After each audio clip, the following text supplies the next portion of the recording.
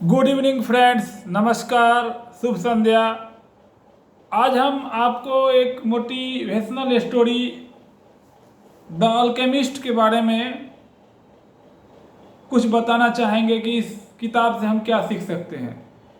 इस किताब में एक बड़ा अच्छा उपयोगी बात बताया गया है कि अगर हम कोई हमारा नोबल ऑब्जेक्टिव है, कोई हमारा उद्देश्य अच्छा है और उसमें दिशा भी है, प्रबलता भी है, दृढ़ता भी है, तो दुनिया की सारी शक्तियां हमको उस लक्ष्य को प्राप्त करने में, उस ऑब्जेक्टिव को प्राप्त करने में मदद करेगी।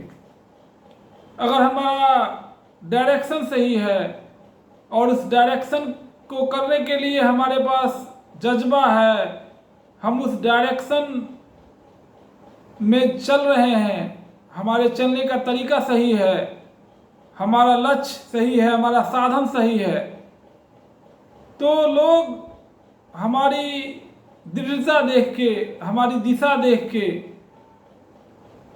लोग मदद करने के लिए आगे आएंगे। और इस कहानी में बताया गया है कि एक एंडलुसियाई गडेरिया लड़का का कहानी है जिसका नाम था सेंटियागो। इस लड़के के माध्यम से राइटर ये बताना चाहता है कि ये लड़का जो एक सपना देखता है रात में कि एक खजाना जो है वो मिस्र के पिरामिड में छिपा हुआ है, तो वो लड़का स्पेन से रेगिस्तान पार करके मिस्र जाता है और उस रास्ते में उसे एक जिप्सी औरत मिलती है जो बोलती है कि तुमको हम 10% तुमको जितना खजाना मिलेगा उसमें से हम ले लेंगे, तुमको हम ये उपाय बताते हैं। इसके बाद उस एक राजा मिलता है, फिर एक फातिमा नामक लड़की भी मिलती है, फिर उसको एक कीमियागर जो अल्केमिस्ट है, जो धातु का, जो तांबे से सोना बनाता है, वो मिलता है। वो उसको तरह तरह का सजेशन देता है। और भी रास्ते में कई लोग मिलते हैं, अंग्रेज मिलता है, एक ऊंट चलाने वाला लड़का मिलता है और सबसे उसकी बातचीत होती है। तो इस कहानी में बड़ा ही अच्छा है। और लड़का, उस जो सेंटियागो नामक चरवाहा लड़का है, वो उस कहानी के रास्ते में जो उसको फातिमा मिलती है उससे भी वह संतुष्ट होता है। एक कांच के बर्तन के दुकान पर वो काम करता है, वहाँ भी वो संतुष्ट होता है। तो और भी कई सारे मरुस्थल में जो उसका अनुभव है रेगिस्तान का, उससे भी वो संतुष्ट होता है। तो उसको लगता है कि ये खजाने हमारे अंदर है। हालांकि इस कहानी के अंत तक वो लड़का खजाना पाने में सफल रहता है इस कहानी में, लेकिन उस खजाना पाने के लिए उस रास्ते में कई सारे ऐसी घटना होती है जो कि हमारे लिए भी, आपके लिए भी सीखने वाली है। और इस कहानी के कई उदाहरण हैं और मेरे पास अभी इस कहानी का हिंदी अनुवाद है। ये मंजुला प्रकाशन के तरफ से लिखा गया है, मंजुल प्रकाशन से, और मदन सेन सोनी ने इसका हिंदी अनुवाद किया है, अल्केमिस्ट। तो हम आपके साथ कुछ शेयर करेंगे, कुछ इस किताब की जो अच्छी उदाहरण है वो, जैसे कि एक जो चरवाहा है वो इस लड़के को कहता है, जो ऊंट चराने वाला चरवाहा है वो इस लड़के को कहता है कि क्योंकि मैं न तो अपने अतीत में रहता हूँ और न अपने भविष्य में रहता हूँ, मेरी दिलचस्पी तो सिर्फ वर्तमान में है। अगर तुम सिर्फ अपने वर्तमान पर ध्यान लगा सको तो तुम सुखी इंसान होगे। तुम देखोगे कि रेगिस्तान में भी जीवन है, आसमान में तारे हैं और कबीले के लोग इसलिए लड़ते हैं क्योंकि ये मानव प्रजाति का हिस्सा है। जीवन तुम्हारे लिए एक दावत हो जाएगा, एक बहुत बड़ा जश्न, क्योंकि जीवन वह पल है जिसे हम ठीक इसी वक्त जी रहे हैं। तो वर्तमान समय का जो महत्व है उसके बारे में लेखक ने यहाँ विवरण किया है। और जैसा कि श्रीमद् भागवत में भी वर्तमान समय का बहुत ही महत्वपूर्ण स्थान योगेश्वर कृष्ण द्वारा दिया गया है कि हम कुछ लेके नहीं आते हैं दुनिया में, कुछ लेके जाते भी नहीं है दुनिया से। जो कुछ हमने अर्जित किया है वह इसी दुनिया में अर्जित किया है, और कुछ लेके भी हम नहीं जाएंगे। इसलिए हमें अपना वर्तमान को एंजॉय करना चाहिए। और इस जो हमारे पास जो द अल्केमिस्ट बुक हम पढ़ रहे हैं, इस बुक में भी प्रेजेंट काल को बड़ा अच्छा से सेंटियागो और एक चरवाहा लड़के के बीच में बातचीत में दिखलाया गया है कि हम कैसे प्रेजेंट टाइम को एंजॉय कर सकते हैं। फिर इसमें उस लड़के को एक फातिमा नामक लड़की से मिलन होता है, और एक नज़र में ही वो फातिमा से उसको प्यार हो जाता है। वो लड़का उस फातिमा के लिए रुकना भी चाहती है, लेकिन वो लड़की का इतना अच्छा विचार है कि वो लड़की नहीं चाहती है कि वो लड़का हमारे प्यार में वो यहाँ रुके, क्योंकि सेंटियागो को खजाना पाना है, और वह उस खजाना पाने के लिए रास्ते में बाधक नहीं बनना चाहती है। वो कहती है, जो हम उसका कुछ उदाहरण यहाँ व्यक्त करना चाहेंगे, वो कहती है कि तुमने मुझे अपने ख्वाबों के बारे में, बूढ़े बादशाह के बारे में और अपने खजाने के बारे में बताया है, और तुमने मुझे शगुनों के बारे में भी बताया है। इसलिए अब मुझे किसी बात का खौफ नहीं है, क्योंकि वही शगुन तो तुम्हें मेरे पास लाए हैं, और मैं तुम्हारे ख्वाबों का हिस्सा हूँ, उस चीज़ का हिस्सा हूँ जिसे तुम नियति कहते हो। इसलिए मैं चाहती हूँ कि तुम अपने मंजिल की तरफ बढ़ो। अगर तुम्हें जंग के ख़त्म होने का इंतज़ार करना पड़े तो इंतज़ार करो, लेकिन अगर तुम्हें उसके पहले भी जाना पड़े तो तुम अपने ख्वाब को पूरा करने जाओ। रेत के टीले हवा के वजह से बदलते रहते हैं, लेकिन रेगिस्तान कभी नहीं बदलता। एक दूसरे के लिए हमारा प्यार भी ऐसा ही होगा। मकतूब, वह बोली, अगर मैं वाकई तुम्हारे ख्वाब का हिस्सा हूँ तो तुम एक दिन वापस आओगे। तो इस तरीका का मोटिवेशन उसकी प्रेमिका द्वारा उसको कहा जाता है, और फिर वह लड़का आगे की सफ़र में चलता है। फिर उसे बहुत तरीके की यात्री मिलते हैं। फिर उसको एक पीर मिलता है जिससे उसकी बातचीत होती है। यहाँ हम उसका उदाहरण ले रहे हैं। जब लोग मुझसे परामर्श लेते हैं तो मैं उनका भविष्य पढ़ नहीं रहा होता हूँ, मैं भविष्य के बारे में कयास लगा रहा होता हूँ। भविष्य तो खुदा के हाथ में है, और वही असाधारण परिस्थिति में उसको उजागर करता है। मैं भविष्य का कयास कैसे लगाता हूँ? मौजूदा वक्त के शगुनों के आधार पर। रहस्य यहाँ है वर्तमान में। अगर आप वर्तमान पर ध्यान देते हैं तो आप उसे बेहतर बना सकते हैं, और अगर आप वर्तमान को बेहतर बनाते हैं तो जो कुछ भी होने वाला है वह भी बेहतर होगा। भविष्य के बारे में भूल जाओ, और जो सीख दी गई है उसके मुताबिक वर्तमान को जियो। इस विश्वास के साथ खुदा अपने बच्चों को प्यार करता है, हर दिन अपने आप में अपने साथ शाश्वतता को लेकर आता है। तो अपने जो भारतीय दर्शन में भी बताया गया है कि present is gift, future is mystery and past is history. तो इस कहानी में भी इस प्रेजेंट टाइम को बहुत ही अच्छा से दिखाया गया है कि हमें अपना प्रेजेंट टाइम जो है कैसे एंजॉय करना चाहिए, और जो एक ये मोमेंट जो बीत रहा है, एक एक क्षण को हम एंजॉय करें। फिर वो इस कहानी का एक उदाहरण हम पढ़ना चाहेंगे कि जब कोई व्यक्ति सच्चे दिल से किसी चीज़ की चाहत करता है तो सारी कायनात मिलकर उसके सपने को साकार करने के लिए काम करने लगती है। किमियागर जो अल्केमिस्ट है ने बूढ़े राजा द्वारा कहे गए शब्दों को प्रतिनिधित्व करते हुए कहा, लड़का समझ गया यहाँ एक और आदमी था जो उसको उसकी नियति तक पहुंचाने में मदद कर रहा था। सेंटियागो को अनुभव होने लगा कि इंजॉय जो है वो रास्ते में है, मंजिल में नहीं है। मुझे तो मेरा खजाना पहले ही मिल गया। ये सेंटियागो की बोली है इस कहानी में। मेरे पास एक ऊँट है, क्रिस्टल की दुकान में कमाया गया पैसा मेरे पास है, और मेरे पास सोने की 50 मोहरें हैं। मेरे मुल्क में तो मेरी गिनती एक दौलतमंद इंसान के रूप में होगी। लेकिन फिर भी किमियागर ने उसको खजाना पाने के लिए उत्साहित किया और फिर वो आगे बढ़ता है। उसकी सफ़र रुकता नहीं है, वो अपने सफ़र पर अनवरत रहता है।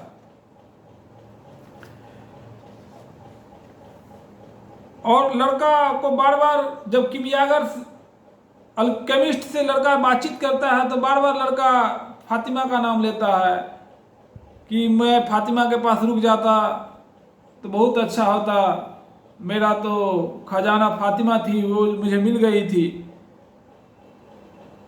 तो किमियागर बताता है फातिमा रेगिस्तानी औरत है।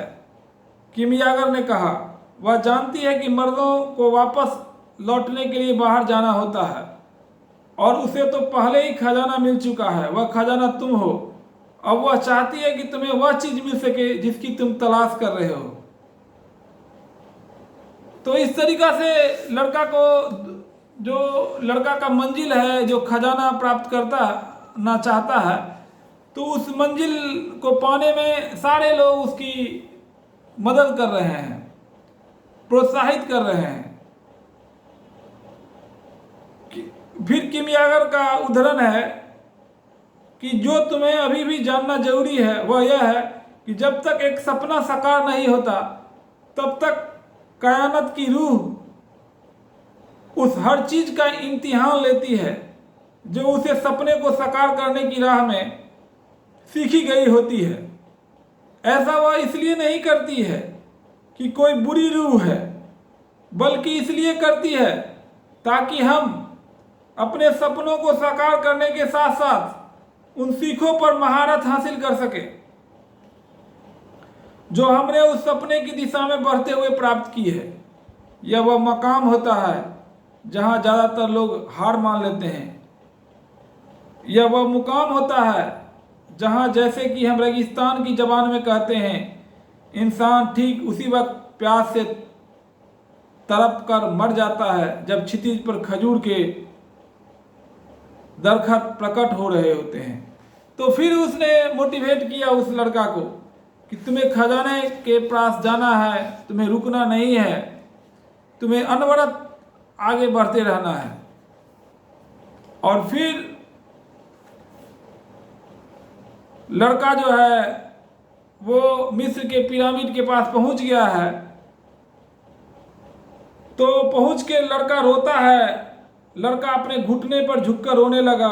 उसने परमेश्वर को, ईश्वर को शुक्रिया अदा किया जिसने उसके मन में उसकी नियति के प्रति विश्वास जगाया था, और उसने उसे राह दिखाते हुए एक राजा से, एक दुकानदार से, एक अंग्रेज से और एक किमियागर से उसकी मुलाकात कराई थी, जिसने उससे कहा था कि प्रेम किसी इंसान को उसकी नियति से दूर नहीं रखता।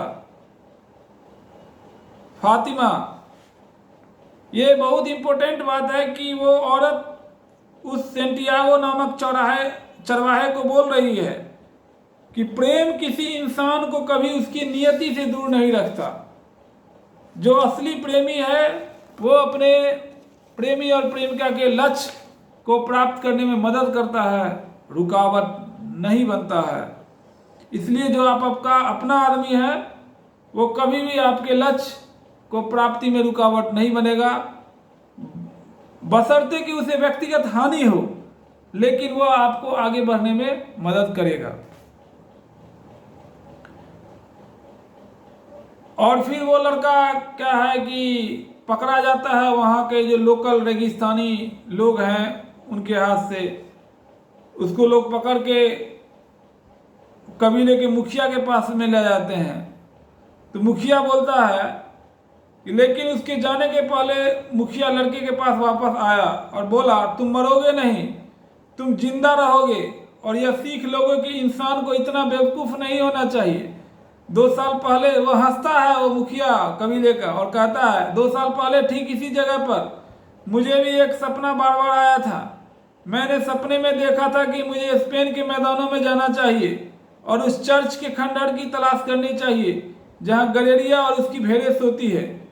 मेरे सपने में उस खंडहर की प्रार्थना सामग्री कक्ष में चिनार का एक दरखत उगा हुआ था और मुझे कहा गया था कि अगर मैं चिनार के उस दरखत की जड़ों को खोदूंगा तो वहां मुझे एक छिपा हुआ खजाना मिलेगा। लेकिन मैं इतना बेवकूफ़ नहीं था और उसे बार बार आने वाला सपनों की वजह से मैं समूचा रेगिस्तान पार करता। तो उसने मजा लिया। लड़के का जो दृढ़ निश्चय था, लड़का स्पेन से मिस्र आता है खजाने के लिए। लेकिन लड़का कांपता हुआ उठा और उसने एक बार फिर पिरामिड की ओर देखा। वे उस पर हंसते लग रहे थे और वह भी जवाब में हंस पड़ा। उसका हृदय आनंद से फट पड़ा था क्योंकि वह अब जान गया था कि उसका खजाना कहाँ है। खजाना, लड़का जान गया कि खजाना हमारे मन में है, हमारे अंदर में है। जैसे अपने यहाँ कहा गया है कि मृग जो है खजाने की खोज में भटकता रहता है और जो खजाना है, कस्तूरी है, जो सुगंध है, वो मृग के अंदर ही है। तो ये लड़का को समझ में आ गया। लेकिन फिर इस कहानी के उपसंहार में लेखक लिखता है कि वह फिर लड़का दूसरा दिन ट्राई करता है और फिर वो जाता है गिरजाघर के पास। कोई जो मैदान है, जो पेड़ है, उस रेगिस्तानी जो मिस्र के पिरामिड का जो मैदान है उसमें जाता है और फिर उस लड़का मुस्कुराया और उसने खोदना जारी रखा। आधा घंटा के बाद उसकी कुदाल किसी भारी चीज से टकराया। 1 घंटे के बाद उसके सामने स्पेनिश सोने की मोहरों से भरा हुआ एक संदूक खड़ा हुआ था। उसमें बेशकीमती रत्ने, लाल और सफ़ेद पंख से सजे हुए मुखौटों और जेवरों से जरी हुई पत्थर की मूर्तियां भी थी। वह किसी जीत में लूटा हुआ माल था जिसके बारे में देश भूल चुका था और उसके बारे में विजेता अपने बच्चों को बता नहीं पाया था। लड़के ने अपने थैले से यूरिम और थुम्मिम निकाले जो भविष्य संकेतक चिन्ह थे। उसने इन दोनों पत्थरों का इस्तेमाल सिर्फ एक बार किया था, उस सुबह जब वह बाजार में था। उसका जीवन और मार्ग उसे हमेशा ही पर्याप्त भविष्य सूचक संकेत मुहैया कराते रहे। तो इस तरीका से कहानी में जो लेखक है पाओलो कोएल्हो, उसने अल्केमिस्ट के माध्यम से सेंटियागो नामक चरवाहा को उसके खजाने तक भी ले जाता है और उसे ये समझाता भी है कि खजाना जो है आपके अंदर में है। वो फीलिंग है, वो अनुभव है जो उस खजाने को प्राप्त करने के रास्ते में, किसी भी मंजिल को प्राप्त करने के रास्ते में जो आपका अनुभव होता है वही असली खजाना है। और इसके बारे में लेखक बताता भी है। तो ये जो मोटिवेटिंग स्टोरी है ये हमारे जीवन में बहुत कुछ हमको सिखा सकती है कि हमें वर्तमान में जीना चाहिए, वर्तमान समय का सदुपयोग करना चाहिए और हमें हमारा अगर ऑब्जेक्टिव अच्छा है, हमारा लक्ष्य अच्छा है, हमारा जो साधन अच्छा है, तो हम जो हमारा जो विजन है, जो हमारा लक्ष्य है वह अवश्य प्राप्त होगा और लोग हमें मदद करेंगे। अगर लोग जानेंगे कि हमारे लक्ष्य में दृढ़ता है तो लोग मदद के लिए अपने आप आगे बढ़ेंगे।